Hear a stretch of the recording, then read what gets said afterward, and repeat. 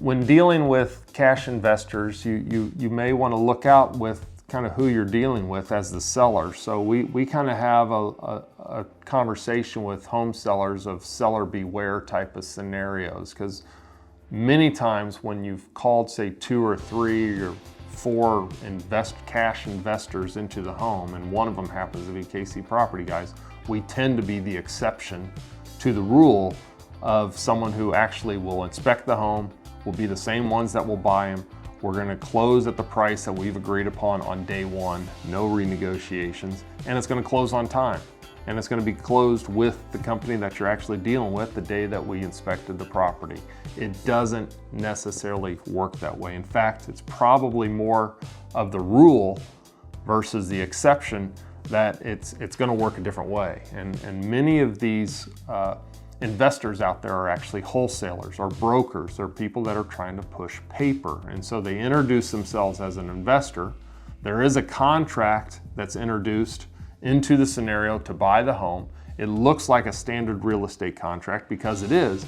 There just happens to be clauses and fine print in there that basically says that they, as a broker or a wholesaler, whatever that company may be named, can transfer the rights of the contract, not the house. The contract can be sold to a third party. And ultimately, that introduces a bunch of different scenarios. Now you don't necessarily, as a homeowner, don't necessarily know who you're dealing with. You don't know who you're closing with. Many times, the people that you've contracted with that have no intention to buy the house is going to go out and try to sell the paper.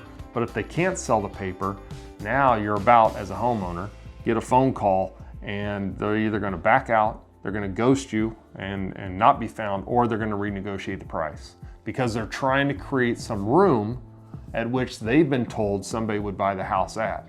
So for example, if you go under contract at $100,000, they go out and try to sell the paper and all they're getting is quotes at $90,000 or $80,000, then the only way that they're gonna create a scenario for themselves is to renegotiate the purchase price. So that $100,000 house now goes down to $80,000 while they can push paper to $90,000 and make that $10,000. Fortunately for us at KC Property Guys, it doesn't work that way.